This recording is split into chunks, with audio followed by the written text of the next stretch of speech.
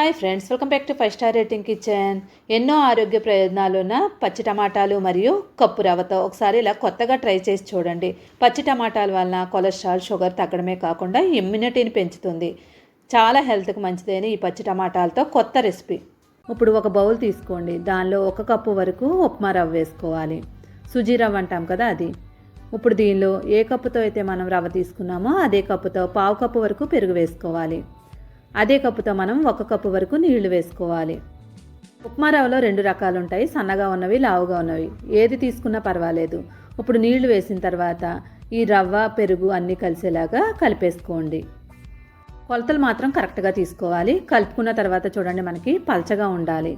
ఇలా ఉన్న తర్వాత మూత పెట్టి ఒక 10 నిమిషాల పాటు రవ్వని నానబెట్టుకోవాలి. 6 టమాటాలు తీసుకోండి. ఇక్కడ తొడుములు ఉన్నాయి కదా, తొడుములు తీసేసుకోండి. తొడుములు లేకపోయినా పర్లేదు, దోరగా ఉన్నవి తీసుకోవచ్చు. ఇప్పుడు ఈ టమాటాలని స్లైసెస్లా కట్ చేసుకోవాలి, రౌండ్గా. మరీ సన్నగా కాకుండా కొంచెం లావుగా ఉండేలాగా కట్ చేసుకోండి. అటువైపు చివరున్నది, ఇటువైపు చివరున్నది పక్కకు తీసేసుకొని మధ్య భాగం ముక్కలు మాత్రమే తీసుకోవాలి. ఇక్కడ దోరగా ఉన్న టమాటాలు ఎందుకు తీసుకోవాలంటే ముక్కలు కట్ చేసినప్పుడు లోపల ఉన్న రసం అంతా పోకుండా ఉంటుంది. పండిపోయినది తీసుకున్నట్లయితే లోపలంతా కూడా రసం పోద్ది. ఇప్పుడు వీటిని పక్కన పెట్టుకొని 2 బంగాళదుంపలు ఉడికించినవి తీసుకోండి. 6 టమాటాలకి 2 బంగాళదుంపలు పెద్ద సైజు ఉన్నవి తీసుకోవాలి. ఇప్పుడు ఈ బంగాళదుంపలను ఉడికించిన తర్వాత బాగా తురిమేసుకోండి. ఇక్కడ ఒక 5-6 విజిల్లు వచ్చే వరకు ఉడికించుకున్నట్లయితే తురుముకున్నప్పుడు సింపుల్గా అయిపోద్ది. పొయ్యి మీద ఒక కళాయి పెట్టుకొని 1 స్పూన్ వరకు నూనె వేసుకోండి. నూనె వేడైన తర్వాత 1 స్పూను జీలకర్ర వేసుకోవాలి. ఇప్పుడు ఈ జీలకర్రని 1 నిమిషం పాటు వేయించేసుకోండి. జీలకర్ర కొంచెం వేగిన తర్వాత ఒక పెద్ద సైజు ఉల్లిపాయను తీసుకొని చిన్న చిన్న ముక్కల కింద కట్ చేసుకొని వేసుకోవాలి.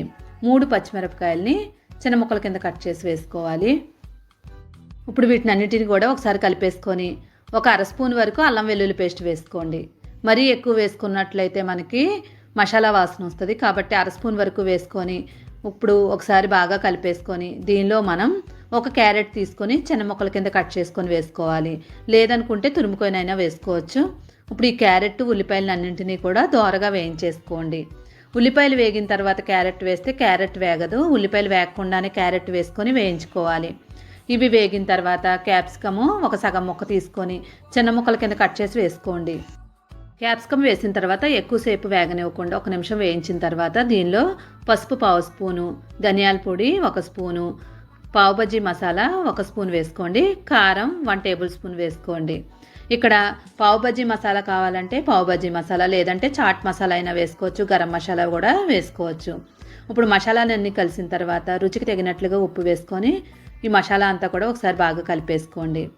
మొత్తం అంతా బాగా వేగిపోయిన తర్వాత దీనిలో ఆల్రెడీ మనం తురిమి ఉంచుకున్న బంగాళదుంపని దీనిలో వేసేసుకోవాలి. ఇప్పుడు ఈ మసాలాలన్నీ కూడా బంగాళదుంపలో కలిసేలాగా మొత్తం అంతా కూడా బాగా కలిపేసుకోండి.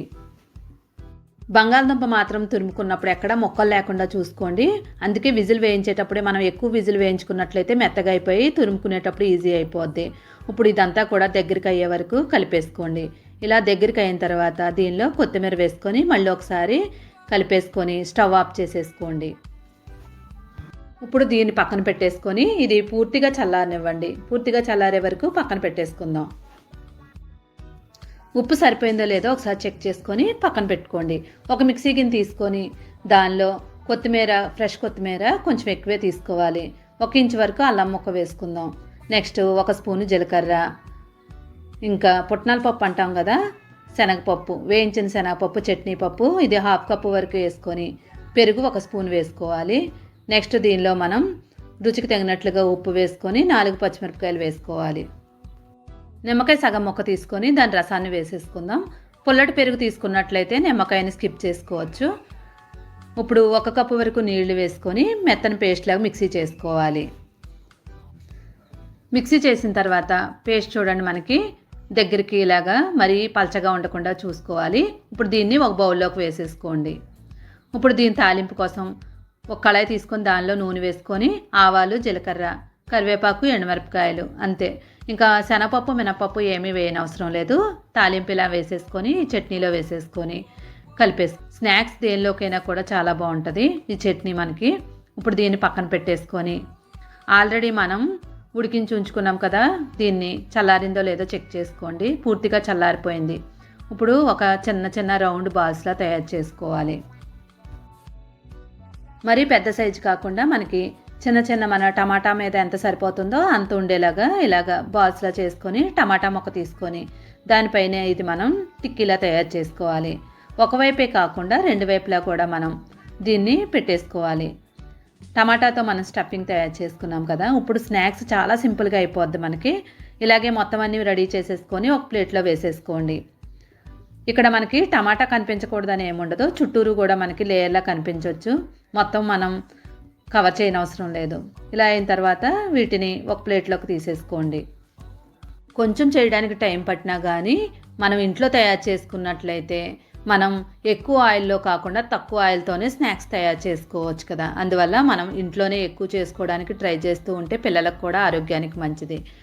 ఇప్పుడు వీటిని రెడీ చేసుకున్న తర్వాత ఆల్రెడీ రవ్వ నానబెట్టి ఉంచుకున్నాం కదా, మూత తీసి ఒకసారి బాగా కలిపేసుకోండి.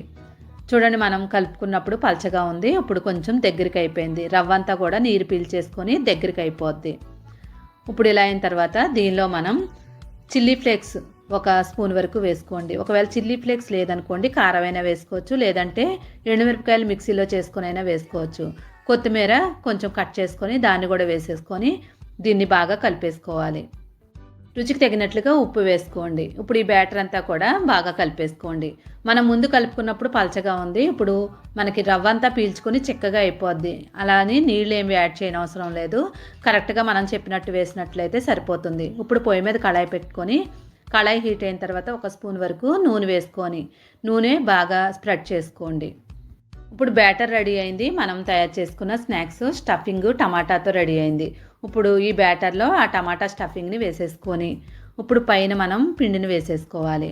ఏదైనా ఫోర్క్తో తీసుకొని మనం కళాయిలో నూనె వేడైంది కదా, ఆ నూనెలో వేసేసుకోవాలి. ఇక్కడ ఎక్కువ ఆయిల్లో కాకుండా తక్కువ ఆయిల్తోనే మనం స్నాక్స్ తయారు చేసుకుంటున్నాము.